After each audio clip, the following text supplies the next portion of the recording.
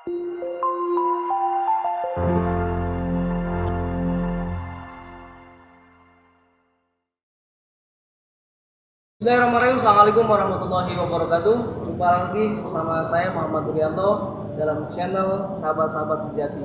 Mohon pada sahabat-sahabat semuanya dukung terus channel ini. Mudah-mudahan ini menjadi sebuah ladang amal buat sahabat-sahabat semuanya. Terus like dan komen. Jangan lupa subscribe karena subscribe itu adalah gratis. Terima kasih.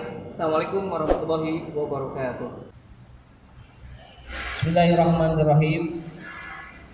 Sahabat-sahabat yang saya hormati, untuk sore hari ini kita akan mereview atau istilahnya mengulang kembali materi-materi yang sudah disampaikan selama 4 kali pertemuan ya.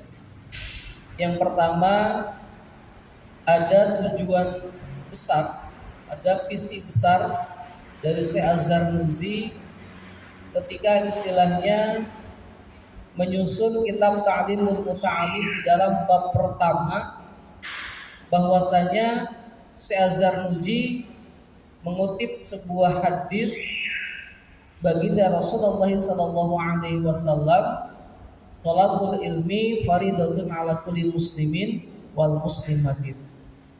Artinya bahwa Syekh Azhar Nuzi ingin memudahkan kepada seorang pelajar, pada seorang santri, bahwasanya ketika bicara tentang ilmu yang harus dipelajari itu menjadi ada 2 bagian. Yang pertama, fardunya adalah fardu ain, yang kedua adalah fardunya fardu kifayah. Kemarin di beberapa kajian sudah dijelaskan bahwa yang namanya fardu ain ini adalah wajib terhadap individu. Ya.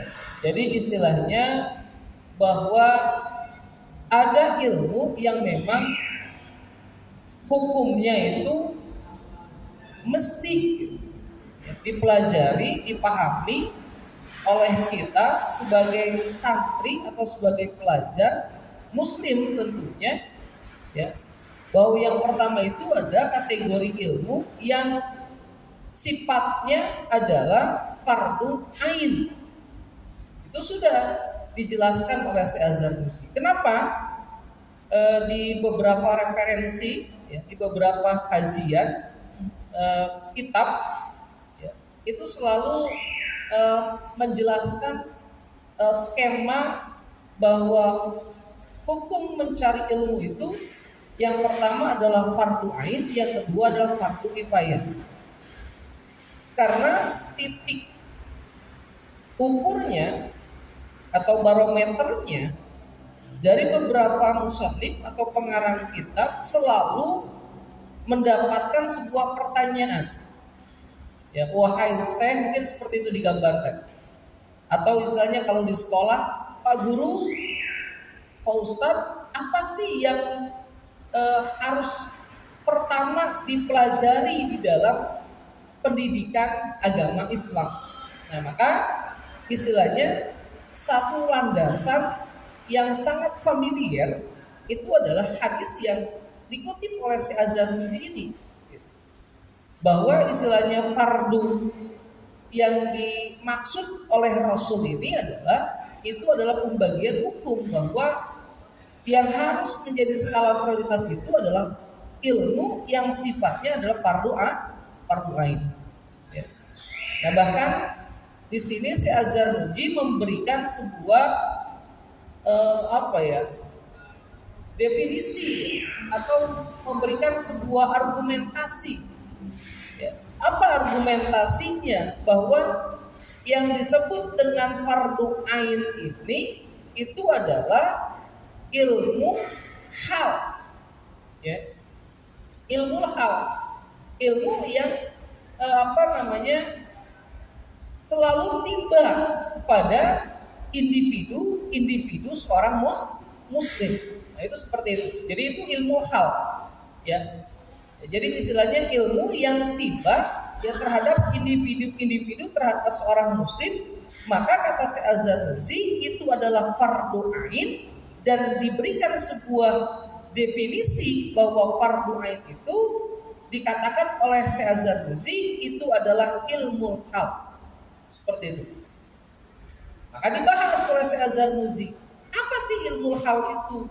Apa saja ilmu hal itu? Itu sudah dijelaskan bahwa ilmu hal itu istilahnya fa'innahu la budallahu minas sholat. Jadi sesuatu yang mesti labuda itu temenang teu mencek bahasa Sundanan. Labuda maka temenang teu lahu pikeun sitolabul ilmi minas sholati di dalam melaksanakan sholat. Jadi penekanannya seperti itu. Nah, bahkan Pak Nur sering menyampaikan kenapa seorang musannif atau seorang pengarang kitab, penyusun kitab, ya, menitik beratkan kepada kajian-kajian terhadap fardu ain dan fardu kifayah karena gini, ya, karena historis atau sosiologisnya, nggak apa-apa lah kita pakai bahasa itu ya kajiannya. Secara sosiologisnya, secara sosial di masyarakatnya itu banyak orang yang menguasai ilmu, menguasai pengetahuan, menguasai skill, tapi kok kenapa mereka jauh dari nilai perintah dari Allah? Nah, seperti itu. Ya, berarti kalau seperti itu, ya di dalam dialognya itu digambarkan, berarti seperti itu sama saja seperti orang zahiriyah. Maka ada istilah dalam satu buku Zahiriyah modern itu, dia secara ilmu umumnya atau disebut dengan fardu kifayahnya, dia pinter gitu. Dia jago menguasai sains dan teknologi, dia mampu untuk menguasai kemajuan teknologi, tapi lupa terhadap ilmu yang pokok. Nah, seperti itu. Nah, itu ditanyakan oleh Bahdul Ikhwan itu, oleh sebagian saudara atau santri Syekh Az-Zarnuji ketika belajar seperti ini. Kenapa sih Pak banyak orang yang kaya? Maka dikritisi oleh Syekh Az-Zarnuji bahwa kemuliaan ilmu itu bukan dia istilahnya gagah. Kemuliaan ilmu itu bukan ditunjukkan dengan harta yang banyak, bukan, kata saja. Toh banyak orang yang kaya, banyak orang yang gagah, ya punya wibawa, punya jabatan, tapi kok jauh dari ajaran Islam. Nah, itu dikritisi oleh Syekh Az-Zarnuji. Ya, sosiologisnya seperti itu. Dikritisi oleh Syekh Az-Zarnuji. Jadi kemuliaan ilmu itu bukan yang seperti itu.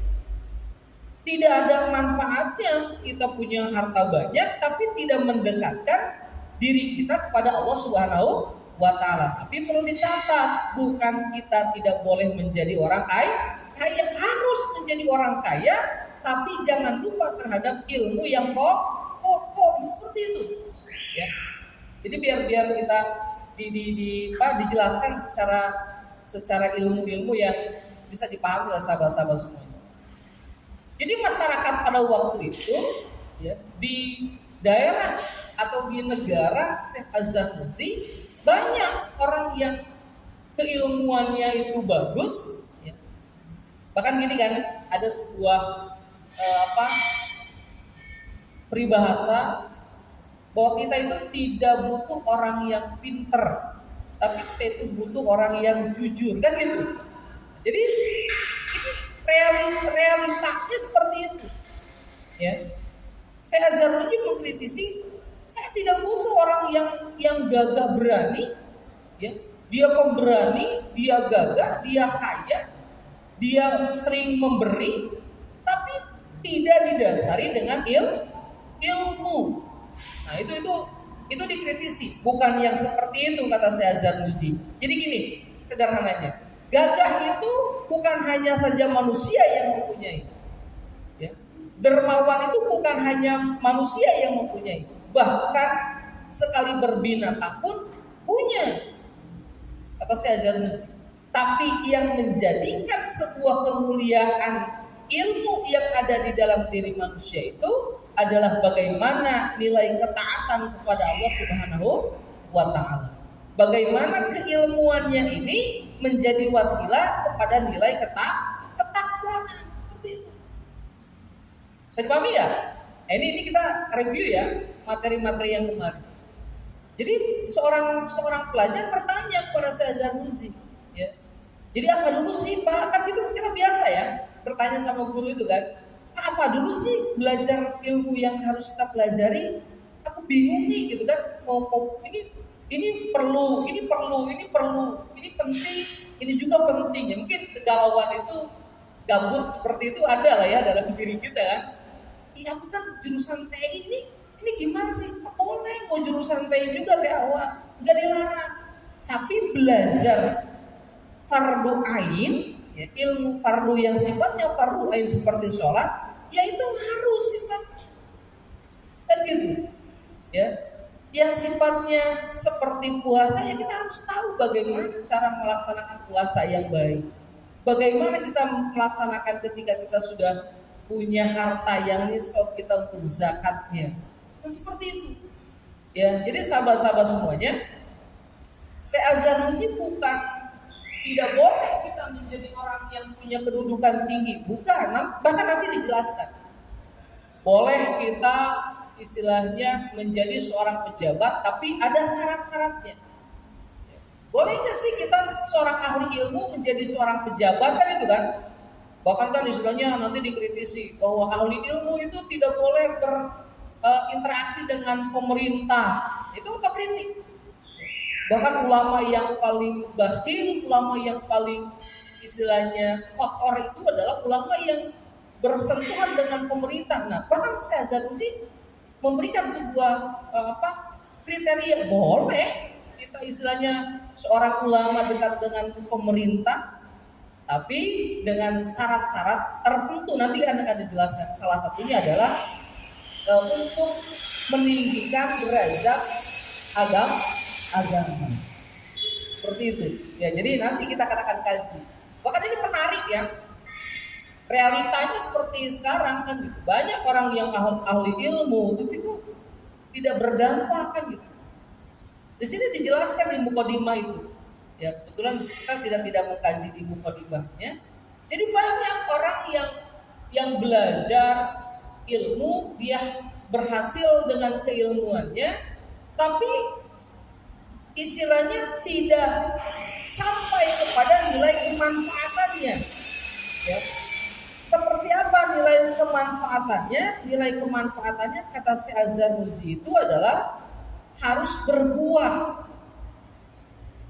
Saya dipahami harus berbuah, harus punya hasil. Hasilnya bukan hanya hasil dia dapat gaji besar, bukan dapat kedudukan yang tinggi, tapi hasilnya kata Syekh Zarnuji itu harus sampai kepada nilai amal sholih.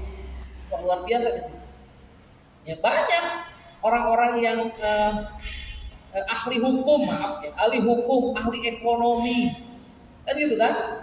Ahli istilahnya ahli-ahli yang lainnya, ya itu dikritisi. Kamu punya ilmu itu akan tidak sampai kepada nilai kemanfaatannya kalau tidak ada bukti konkret nilai kemanfaatannya. Nah itu seperti itu. Jadi semuanya dikritisi oleh Syekh Zarnuji, ya. Tapi ditarik kembali bagi pelajar yang utama, yang pelajar untuk yang pertama itu pelajari ilmu hal kata Syekh Zarnuji. Ilmu yang selalu tiba terhadap diri seorang muslim. Seperti itu ya.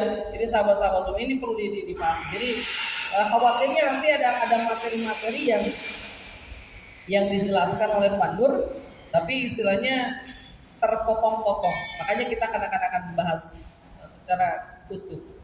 Maka kata Syekh Zarnuji, ya, fa innahu la budallahu minas shalah. fayuftaradu alaihi ilmu ma yaqau lahu fi sholatihi. Nah, jadi sifatnya yang fardu ain ini adalah yang selalu tiba ya terhadap kewajiban individu seorang muslim ya seperti itu. Nah, bahkan sahabat-sahabat semuanya, di sini dijelaskan ya seperti sholat ya, seperti zakat ya, seperti puasa, seperti munggah haji ya, seperti istilahnya haji itu ya kita sudah pernah tahu bahwa haji itu ya kalau kita istilahnya sudah punya modal. Harta pun sama, ingkana lahu malun. Kalau kita sudah punya harta nisob, ya, nisobnya nanti di bagian-bagian emas nanti berapa? Kalau kita punya kambing itu harus berapa? Nah, itu nanti kita akan pelajari di dalam ilmu fikih. Bahkan kata Syekh Az-Zarnuji, karena dilihat dari sosial masyarakatnya itu adalah banyak seorang saudagar, ya, seorang pedagang atau seorang pembisnis, maka salah satu kajiannya ya di dalam kitab Ta'limul Muta'alim ini itu memasukkan pembahasan ilmu fil buyuti tentang jual beli. Harus tahu ya, kenapa sih Syekh Az-Zarnuji memasukkan tentang kajian tentang jual beli? Oh iya, karena masyarakat pada waktu itu bertanya sama seperti kalian. Syekh Az-Zarnuji tulis, gitu kan? Syekh Az-Zarnuji tulis, oh iya, bagi seorang pedagang bahwa boleh kita berdagang, tapi berdagang yang sesuai dengan aturan. Nah, seperti itu, ya. Nah, ini yang bertanya seorang pedagang. Kita kupas saja. Ya, jadi ketika istilahnya yang bertanya seorang pedagang, ya Syekh Az-Zarnuji menjawab dengan konsepsi bagaimana cara berdagang yang baik. Kan seperti itu. Bagaimana Syekh Az-Zarnuji menjelaskan kepada santrinya atau para mustaminya pada waktu itu bahwa yang berdagang yang baik itu sama seperti juhud. Ya, juhud. Apa sih juhud? Kita kan interpretasi ya dalam diri kita, dan pada waktu itu juhud itu istilahnya menyendiri.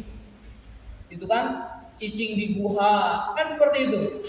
Kata Syekh Az-Zarnuji, yang disebut dengan juhud itu tidak hanya menyendiri, tidak hanya menyepi, tapi yang disebut dengan zuhud itu adalah yataharrazu anis subhati wal makruhati fi tizarati. Nah, jadi seperti itu. Hei, bagi ahli dagang, kalau kalian ingin disamakan seperti orang zuhud, kan gitu, maka dagangnya harus menjaga dari perdagangannya sesuatu yang subhat dan makruh. Itu maka dikategorikan, kata Syekh Az-Zarnuji, itu adalah sama seperti orang yang zuhud. Saya pahami ya? Bisa ya? Ini berbagai latar belakang, ya. Berbagai latar belakang yang menanya kepada Syekh Az-Zarnuji pada waktu itu. Kalau nanyanya seorang pedagang, dijawab konteksnya konteks bab tentang berdagang, kan seperti itu. Nah, yang kedua, ya, yang selanjutnya, ya, dikarenakan istilahnya yang kedua itu wa kadzalika yazimu fi sahril muamalati, ya, wal kirofi, tentang kreativitas dan yang lainnya, wa kullu man istaghala bi syai'in minha. Jadi segala sesuatu akan ter, terbebani kepada itu semuanya. Maka yuftaradu alaihi ilmu taharruzi anil haram. Maka seorang pedagang itu intinya, atau semua manusia itu, atau semua profesi apapun, seperti itu, profesi apapun, yuftaradu alaihi ilmu taharruzi anil haram, maka wajib sifatnya untuk mengetahui, meraksa, menjaga anil harami, dari keharaman. Seperti itu. Ya. Nah, jadi gini, deskripsinya gini. Yang bertanya itu adalah seorang pedagang, tapi Syekh Az-Zarnuji menyimpulkan pada akhirnya profesi apapun, gitu, ya, pekerjaan apapun yang nanti istaghola, ya, wa kullu man istaghola, yang nantinya akan menjadikan kesibukan atau profesinya itu berbeda-beda, minha, dari orang itu, tapi pada intinya yuftarodu, difardukan alaihi, kepada orang itu semuanya, ilmu takarruzi, itu adalah ilmu untuk menjaga anil harami, dari keharaman. Jadi gini, pada intinya bahwa apapun profesi kita, apapun pekerjaan kita, baik jadi seorang pedagang, mau menjadi seorang petani, mau kerjanya di industri, mau kerjanya jadi seorang pendidik, yang menjadi sebuah farduan, kewajiban, itu adalah at-taharruzu anil harami, bagaimana kita mampu menjaga dari nilai keharaman. Jadi seperti itu. Ya, nggak apa-apa ya, biar kita gaya bahasanya gaya bahasa kita saja. Gitu. Jadi Syekh Az-Zarnuji ketika taklim seperti ini banyak yang bertanya, ya, supaya nanti disangkanya kok diskusi kita tidak ada diskusi tanya jawab. Ini sedang membacakan dialogis antara seorang guru dengan seorang petanya, seperti itu. Nah, kalau pertanyaannya seorang pedagang, ya dijawab oleh Syekh Az-Zarnuji. Nah, diteruskan. Yang kedua, ya, wa kadzalika yuftarudu alaihi ilmu ahwalil qalbi. Ya. Seperti istilahnya dijelaskan juga oleh Syekh Az-Zarnuji, wahai para mustami. Nah, gambarnya seperti itu. Wa kadzalika yuftarudu alaihi ilmu ahwalil qalbi. Pada intinya juga, ketika kita apapun profesinya, apapun pekerjaannya, ada juga yang difardukan, ada juga yang penting bagi kita semuanya. Apa itu? Ilmu ahwalil qalbi, ilmu yang berhubungan dengan tingkah hati, kata Syekh Az-Zarnuji.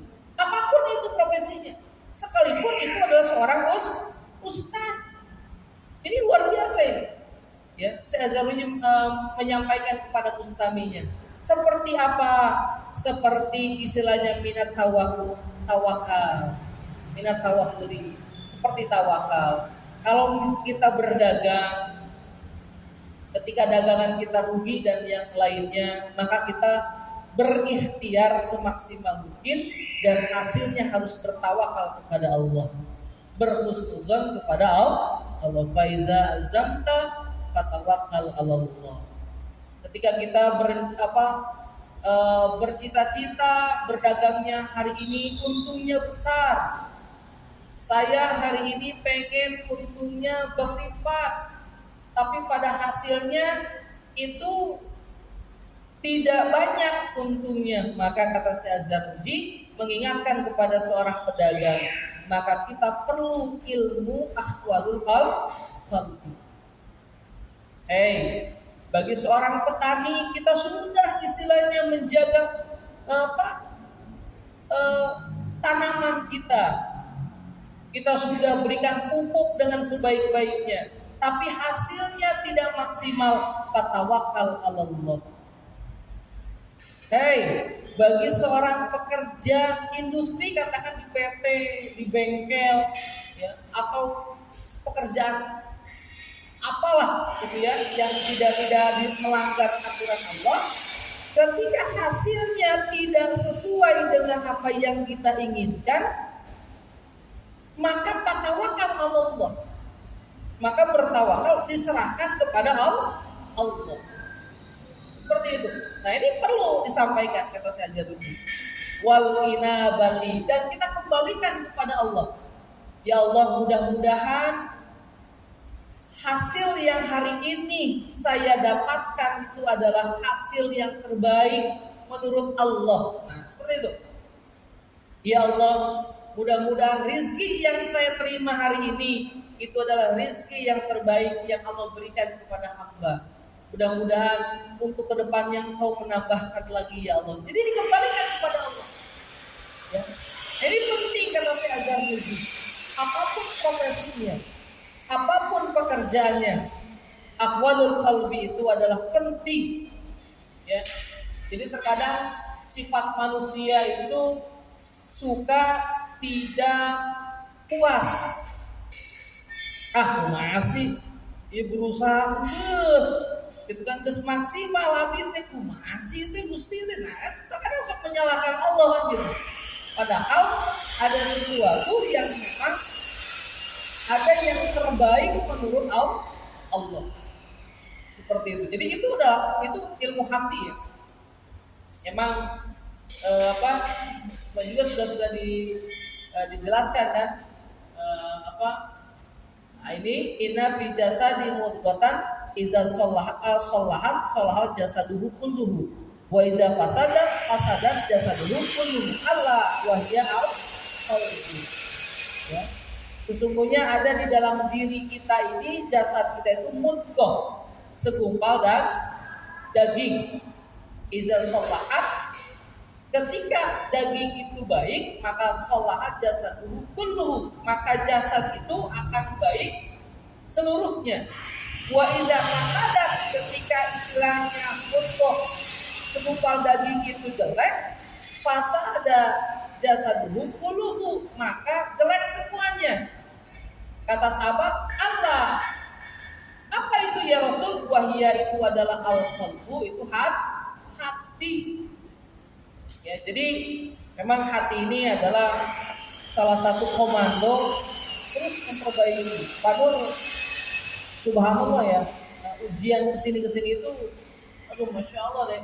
Ya, semakin kesini kalau kita tidak kuat untuk menjaga hati, itu kita bisa terpleset. Jadi bukan saja orang biasa, orang yang berilmu saja ketika sudah tergoda oleh setan itu ya luar biasa. Ya makanya Pak Nur itu selalu mengingatkan hati-hati dengan orang, karena terkadang orang itu selalu ingin mengadu domba dan yang lainnya. Karena ketika hati sudah terkontaminasi dengan sesuatu yang tidak baik, maka hasilnya pun akan tidak baik. Maka Pak Nur selalu bersikap objektif. Ya udah, saya terima informasinya. Kalau nanti ada informasi itu, saya terima informasinya dan saya pun akan cross check. Khawatirnya nanti hati saya tidak dalam kondisi baik, maka akan menghasilkan sesuatu yang tidak baik. Jadi seperti itu deh. Ya, jadi ya problematika organisasi juga bisa dipakai. Ya, terkadang ada orang itu yang ada yang suka, ada yang tidak suka. Gitu deh. Ada orang yang selalu istilahnya memberikan informasi yang tidak baik terhadap Nokis sama Pak Nurianto selalu terima dulu dan selalu saya konfirmasi seperti apa kejadian dan faktanya. Nah, ini pentingnya kita belajar tentang ahwalul qalbi, ilmu tingkah hati, supaya kita jangan terkontaminasi dengan yang tidak baik. Kalau terkontaminasi dengan yang baik, maka akan jadi baik. Kalau kita terkontaminasi dengan yang tidak baik, maka akan tidak baik. Apa itu al-qalbu? Disebut dengan hati. Saya pahami ya, sahabat-sahabat semuanya. Jadi Kita belajar ini bukan sudah merasa bisa, bukan sudah merasa pinter, bukan sudah merasa hati kita yang paling baik, tapi dengan kita belajar ngaji ini malah kita merasa masya Allah kita serba kekurangan. Ya Allah, kita masih banyak yang harus diperbaiki. Ya, mudah-mudahan dengan ngaji ini ya salah satunya adalah memperbaiki diri kita, ya, sesuatu yang tidak baik bisa menjadi baik. Tadi saya di 4 orang di TI menyampaikan satu hadis, wa'ad bihi sayyata hasanata tabluha. Ikuti perbuatan yang sayyah, yang jelekmu dengan perbuatan yang baikmu, maka tabluha, sesuatu yang jelek itu akan terhapus. Artinya insya Allah ketika kita terus ngaji, kita terus kajian, terus kita banyak mendengarkan nasihat-nasihat para ulama, paling tidak aku meminimalisir lah, ya kan? Karena nafsu manusia itu luar biasa. Yang namanya terus, subhanallah, pokoknya kalian beruntung lah. Kalau katakan Harun itu ya, saya mungkin hari ini diberikan kesempatan oleh Allah untuk mengaji kitab Ta'limul Muta'allim, ya, harusnya dimanfaatkan dengan sebaik-baiknya kan. Jadi ya kita sama-sama belajar. Ya, Pak Nuryanto belajar dari kalian, yang kalian pun belajar dari Pak Nuryanto. Jadi kita sama-sama belajar. Mudah-mudahan apa yang kita kaji pada kesempatan kali ini menjadikan sebuah wasilah untuk memperbaiki hati kita. Kalau hati sudah baik, insya Allah ke depan itu akan baik. Jadi seperti itu kata Syekh Azhar Nusi. Jadi apapun profesinya, apapun pekerjaannya, apalagi kita ada di dalam makom. Kalau kalian belajar hikam, Pak juga sekarang lagi belajar hikam, ngaji hikam, memperbaiki tentang kepribadian. Intinya kita ada di makom pelajar yang belajar dengan baik. Ya, ada kalian nggak usah Pak. Saya pengen belajar ilmu ngapung itu. Tapi kita fokus saja sama-sama pelajaran, ya, fokus sama-sama apa yang kita tuju, karena kita dalam makomnya makom belajar dengan sebaik-baiknya. Sudah itu saja. Ya, kata hikam itu Ibnu Athaillah mengatakan kalau kita sudah tahu di makomnya di mana, ya sudah istiqomah di sana, belajar dengan baik. Padahal juga yang mendapatkan pencerahan ketika kalian tahu makomnya adalah makom pendidik, makom guru, ya sudah istiqomah.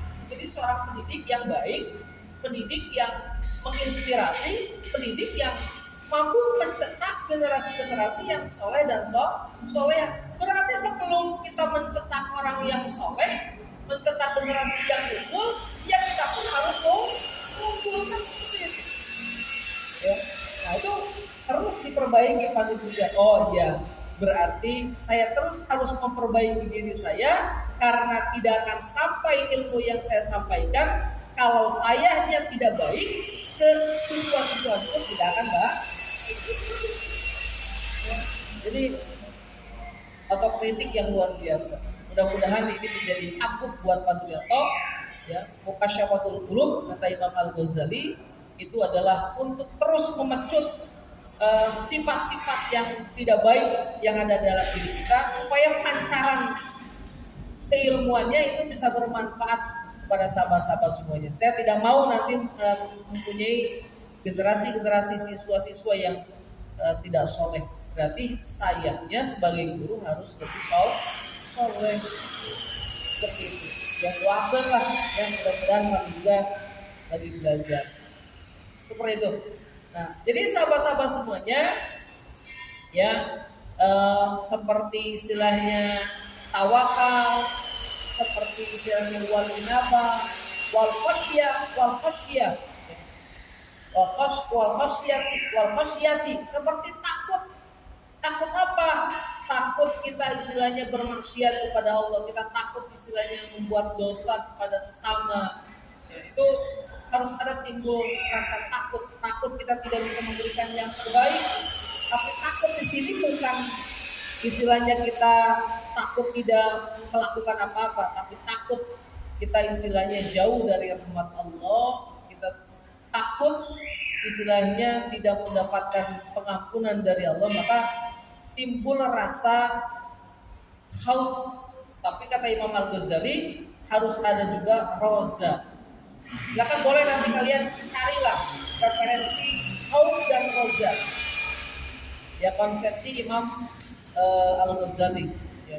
Jadi khauf itu takut, ya takut tidak bisa memberikan sesuatu yang terbaik. Ya. Terutama takut kepada Allah dalam artian kita tidak bisa taat kepada apa yang diperintahkannya dan tidak bisa menjauhi larangan. Dan manusia mah bahkan sempat pada seusia kalian ya, itu merasa dosa banget, salah banget, orang yang teraniaya banget gitu. Ya. Ya Allah, saya banyak dosa banget dan begininya ya Allah. Tapi terus saya pelajari, terus saya pahami, dan oh iya, bahwa khasyah takut di sana ini adalah bagaimana kita tetap mempertahankan kualitas keimanan dan ketakwaan kita kepada Allah. Ya, tentunya sesuai dengan kadar keimanan kalian dan keilmuan kalian. Waridho, dan kita harus ridho apa yang Allah sudah berikan sama kita terima. Baik itu istilahnya wa khairihi wa syarrihi minallah. Baik itu sifatnya yang membahagiakan maupun yang menyedihkan, intinya kita ridho terhadap takdir yang Allah berikan. Fa innahu waqilun fi jamil ahwali, dan yang itu semuanya harus tiba fi jamil ahwali, dalam setiap tingkah. Ya, jadi dalam setiap tingkah kita harus punya rem seperti itu. Ya Allah, andaikan saya istilahnya ingin ke Jepang tapi tidak jadi ke Jepang, tawakal ke Allah, mudah-mudahan di Indonesia di Karawang ge loba pagawean. Nah seperti itu. Ya Allah, saya sudah bermaksimal kata Raka teh, saya sudah membuat cerita tentang bahasa Jepang tapi tidak bisa ke Jepang. Ya nggak apa-apa Kak, belajar di Indonesia juga ya lebih manfaat menurut Allah ya di Indonesia saja. Ya seperti itu ya. Tapi terus berusaha dengan sebaik-baiknya. Nah terus diingatkan juga, ini udah jam berapa ini? Ya. Tengah rasanya nih ngomong mah. Nah, seperti itu. Ya, tentang kemuliaan ilmu, Syekh Azhar Muji mengingatkan wa syarafal ilmi la yakhfa ala ahadin idh huwa muhtasim bil insaniyah li ana zamil bisoli, ya, karena dalam setiap tingkah siwal ilmi, selain ilmu itu yustaroku bercampur fiha di dalam jamil kisoli, ya, al insani wasairil hayawani. Jadi kalau selain siwal ilmu, selain ilmu itu bercampur sifatnya antara manusia dengan hewan. Tadi sudah disinggung, ya.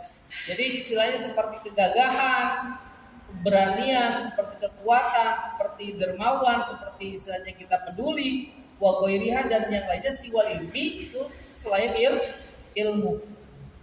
Jadi jangan terjebak dengan, saya sudah punya harta banyak, saya sudah punya kedudukan banyak, sehingga saya bisa berani melakukan apa saja, saya bisa berbagi dengan orang lain. Kata Syekh Azhar Muji, bukan itu yang disebut dengan kemuliaan ilmu.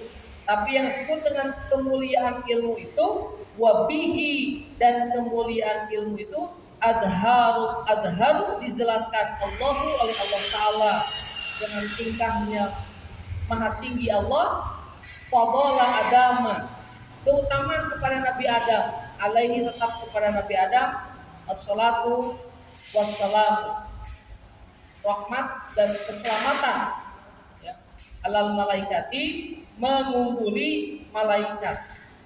Apa di sini deskripsinya? Wa amarohum, dan Allah memerintahkan kepada malaikat bil sujudi, untuk sujud lahu kepada Nabi Adam alaihi salam. Jadi intinya gini, saya Zarnuji ingin mengingatkan kepada kita bahwa kemuliaan ilmu itu dijelaskan tentang historis kepada Nabi Adam alaihi salam. Oh, banyak itu kalau diceritakan bahwa Nabi Adam itu adalah makhluk atau nabi yang Allah ajarkan langsung. Wa 'allama Adam asma kullaha. Allah mengajarkan ilmu terhadap Nabi Adam seluruhnya, sehingga malaikat belajar kepada Nabi Adam alaihi salam. Intinya kalau kita bisa petik dari historis ya di dalam perjalanan Nabi Adam alaihissalam ini, ketika istilahnya kita mendapatkan kedudukan yang mulia, ya, kita istilahnya harus saling menghargai dan menghormati. Itu intinya itu. Malaikat saja orang makhluk yang suci, ketika Allah perintah wa amarohum bisujudi, ya sujud dan gitu. Jadi artinya apa? Saling menghargailah, saling menghormati. Ya. Jadi tidak sombong. Ya. Misalnya kan waktu itu juga Pak Nur mengutip salah satu firman Allah, ya,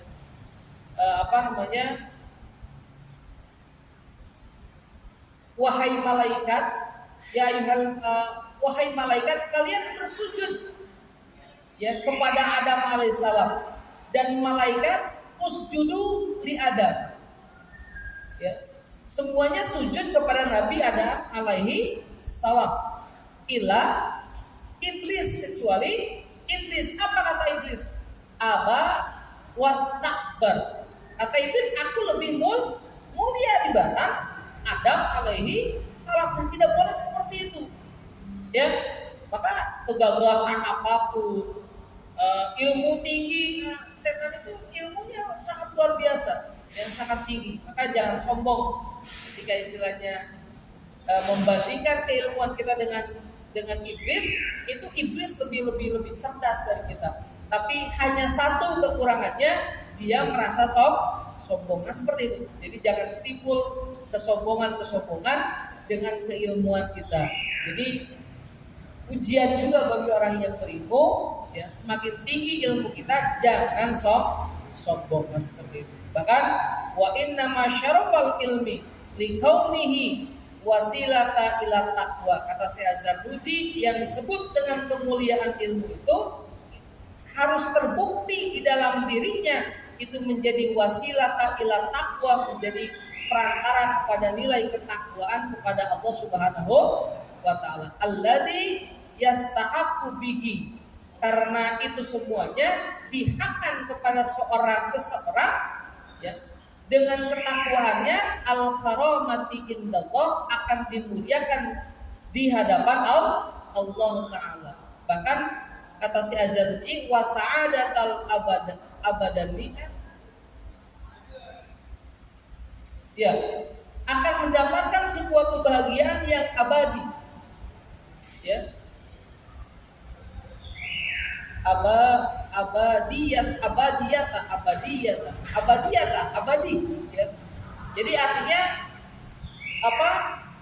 Dunianya bahagia, akhiratnya pun bahagia. Sa'adatun fid dunya wa sya'adatun fil akhirah. Bahagia di dunia dan bahagia di akhirat. Nah, seperti itu sahabat-sahabat semuanya, mudah-mudahan kita belajar ngaji, ya. Jadi Pak Nur pengen, ayolah belajar ta'lim ini, kita harus ada bedanya. Rohisme memang dari awal juga Pak Nur konsepnya ta'lim, ya, dari adab dan yang lainnya. Tapi ya jangan berubah, baik istilahnya sudah sedang jadi siswa maupun sudah jadi siswa atau alumni, tetap harus menunjukkan kualitas keilmuan kita sebagai sahabat-sahabat rohis. Mungkin itu sajalah sebagai review, ya. Insya Allah nanti kita akan kaji lagi pemahaman-pemahaman yang ditulis oleh Syekh Al-Jalusi dalam pertemuan yang selanjutnya. Kurang lebihnya Pak Nuryanto mohon maaf. Hadanallahu wa iyyakum ajmain wallahu muwaffiq ila aqwamit thoriq. Assalamualaikum warahmatullahi wabarakatuh.